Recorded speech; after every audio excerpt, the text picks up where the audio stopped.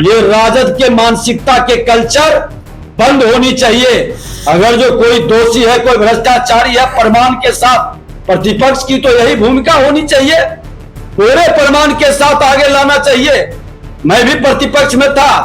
मुजफ्फरपुर हो या पटना पीएमसीएच हो, सरकार पूरी तहकीकात कर रही है।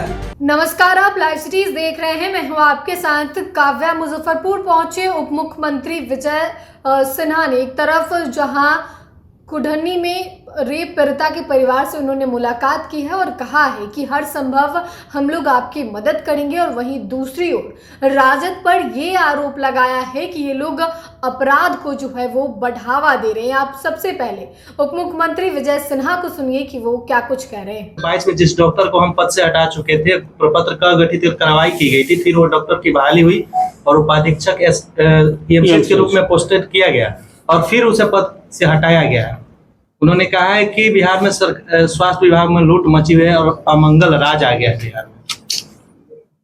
देखिए, प्रतिपक्ष अपनी भूमिका ईमानदारी से निभावे तो सरकार को सहयोग मिलता है, लेकिन ये कैसा प्रतिपक्ष है? मैं भी नेता प्रतिपक्ष रहा हूं। इसी मुजफ्फरपुर के अंदर राहुल साहनी की हत्या हुआ था और आज नेता प्रतिपक्ष डिप्टी सीएम उस समय तेजस्वी यादव जी थे, सत्ता में थे। राहुल साहनी की हत्या में राजद के एक मंत्री इजराइल मंसूरी का नाम आया था। परिवार के लोग आवेदन लिख के दिए थे। किसने बचाया? आज वो इससे लोग पर एक्शन हो जाती, जाता, काम का राज स्थापित होता, अपराधियों का मनोबल नहीं बढ़ता। और मैं बैठे हुए हैं यहां पर हमारे एसएसपी, हमने कहा कि वो फाइल को भी खोजिए। आखिर वो इससे लोगों को बचाने से अपराधियों का मनोबल मुजफ्फरपुर में बढ़ा है और अपराध की घटनाओं में वृद्धि हुई। क्यों चुप है? जिसका बेटा मरा वो लिख के दे रहा है कि इसने मरवाने में भूमिका निभाया, एफआईआर तक नहीं होने दिया। मुंह मत खोलवावे नेता प्रतिपक्ष, अपनी जिम्मेवारी का पालन करें।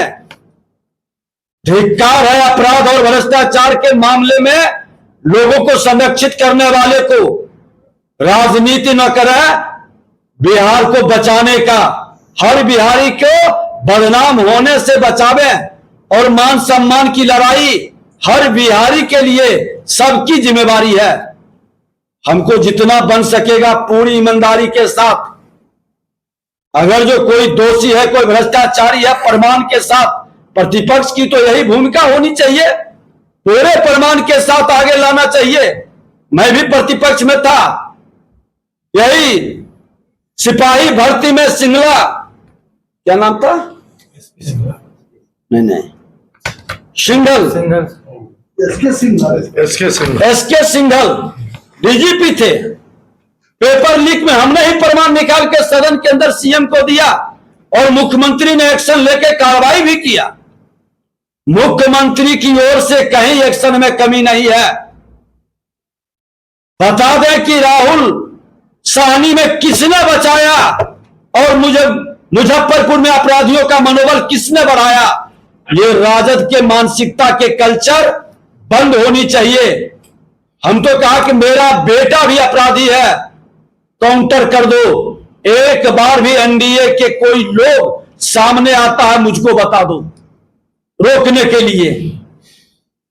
इसलिए राजनीति न करें, एक्शन। अपराधी की जाति नहीं होती है, कोई पार्टी नहीं होता है, कोई धर्म नहीं होता है, उसके साथ किसी की सहानुभूति नहीं होनी चाहिए। बड़ा सवाल खड़ा होता है कि अगर सरकार ने उस पर एक्शन ली है, कार्रवाई भी की है और लापरवाह पदाधिकारी सेवा के योग्य नहीं रहेंगे, सरकार उस कदम तक जाएगी पूरी जांच करके।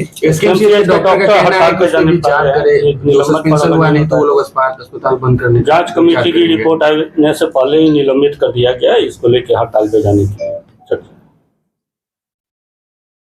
देखिए, इतनी बड़ी लापरवाही और इतने बड़े दुष्कर्म के कार्य में भी अगर जो हम राजनीति करेंगे तो ये दुखद दुर्भाग्यपूर्ण है। वह एक परिवार की बेटी नहीं हुआ, परिवार मुजफ्फरपुर की बेटी थी, और उस बेटी के साथ इस तरह के जघन्य पाप करने वाले पर 100 होंगे। ठीक है कि निलंबित किया गया है, जांच के दायरे में है, जांच के बाद। लेकिन कुछ विषय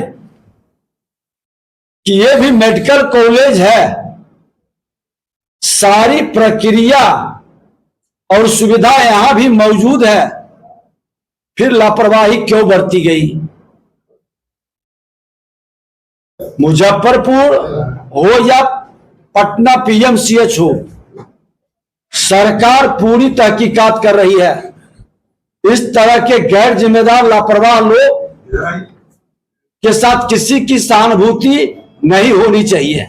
तो आपने उप मुख्यमंत्री विजय सिन्हा को सुना, जो कि राजद पे और तेजस्वी यादव पर जमकर हमलावर थे। उन्होंने कहा है कि मैं भी नेता प्रतिपक्ष रहा हूं और मेरे नेता प्रतिपक्ष रहते मुजफ्फरपुर में ही एक सहनी की हत्या कर दी गई थी और उसमें आरजेडी के मंत्री इजराइल मंसूरी का नाम था, लेकिन उन पे एफआईआर दर्ज नहीं हुआ।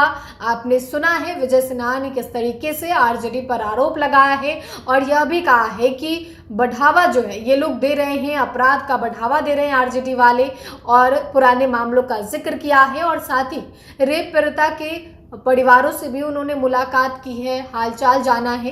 तो फिलहाल के लिए इतना ही। साथ ही चैनल को सब्सक्राइब करें, फेसबुक पेज को लाइक करें। वीडियो देखने के लिए आपका धन्यवाद।